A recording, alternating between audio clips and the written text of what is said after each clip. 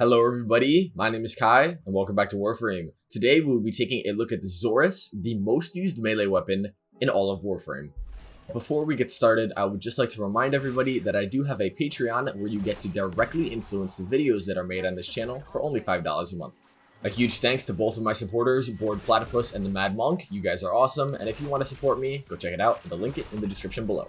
But getting on back to the video, you can obtain the Zorus by getting partway through the Deadlock Protocol quest, which is obtained after completing Vox Solaris. All of this can be done at only Mastery Rank 4, which is why the Zorus has been the most used melee weapon in all of Warframe since it has released. And it can clear the basic star chart with absolute ease, as you can see by the gameplay in the background, because most people don't really do Steel Path, as the average player is around MR12. But even if you are a vet, it does hold some usage because it is the best weapon to do the Granum Void, which is the only way you can get yourself a Sister of Parvos. But again, even if you are a vet, the Zorus is a fantastic weapon for priming that is in the melee slot. A primer is a weapon typically in the secondary slot that applies lots of status effects to enemies so you can do more damage with your melees or your weapons through the use of Condition Overload or the gun equivalent.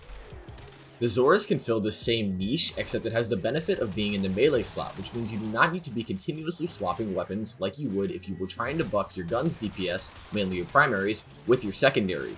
Which is why I like to use the Zorus more than I like to use other weapons such as the Epitaph or the Kuvan Nucor for priming purposes, because it is a lot more fluid. But even ignoring the utility that provides being a primer in the melee slot, the Zorus can also easily handle Steel Path, just like other glaives like the Serrata or the Glaive Prime. The Zorus has absolutely fantastic damage, and the great thing about it is that it's really accessible. Every player has the Zorus, which means that you can do base Steel Path. Going over the build for damage on the Zorus, we start off with Prime Pressure Point, or just normal Pressure Point. This gives us that base melee damage, which is nice to have. Our critical stats are going to come from Sacrificial Seal, which does give 2 times for heavy attacks, which gives us consistent yellows as it puts us above 100%. Our critical damage is going to be coming from Organ Shatter and Gladiator Might, which has a secondary effect of giving more critical chance per combo, which further stacks with another mod later.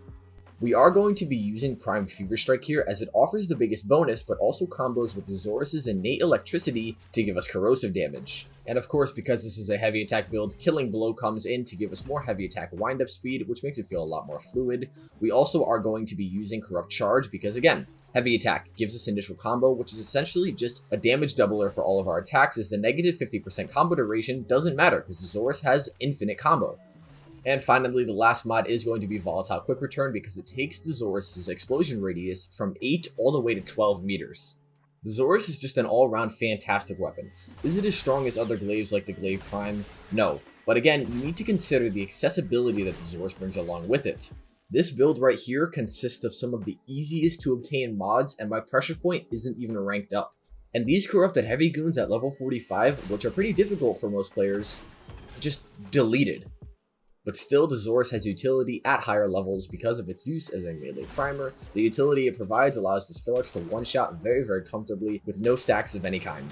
The build for our primer Zorus looks a little bit different from the one on our actual damage build, and that is because we are again building for status effects for priming purposes, of course, which means that we are going to be using lots of status mods, those being Lasting Sting, Melee Prowess, Weeping Wounds, and obviously the 60% to come from these elemental mods. Lasting Sting provides us with more status duration, which is nice to have, although it could be swapped out for something else, as you'll find most things to be dead before you would even need to reprime them with the Zorus. Killing Blow is here obviously because it's a quality of life mod, making it a lot more smooth to use and transition from gun to melee. Melee Prowess increases our status chance, and on the actual explosion of the glaive, we have very good 74% status chance, which is nice because we want to be hitting multiple status effects.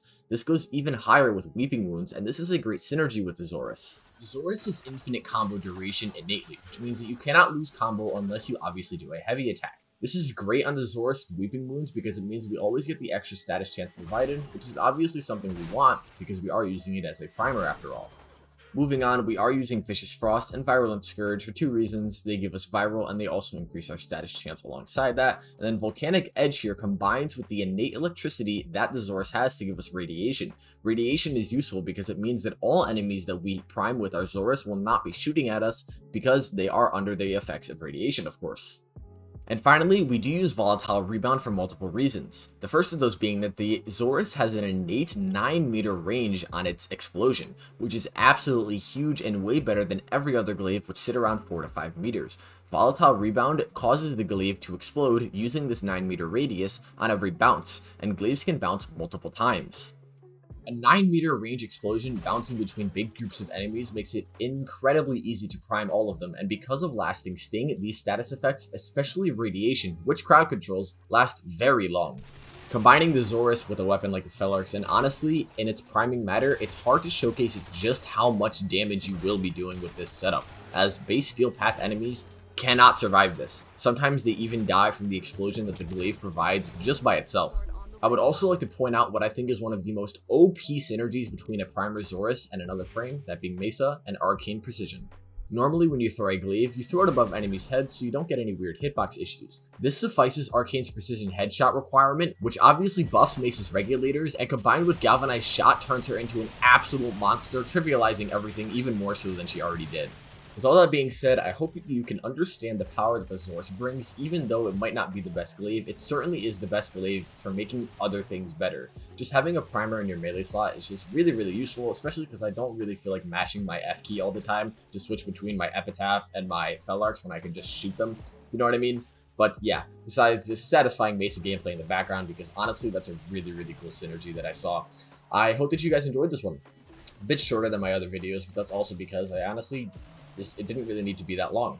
So I just want to say thank you everyone for all of the continuous support. I have been just loving doing YouTube lately, and you guys make it even better for me to do that. Gonna try to get a little bit more consistent with the uploads lately because yeah, had a little bit of a drought there for a little while.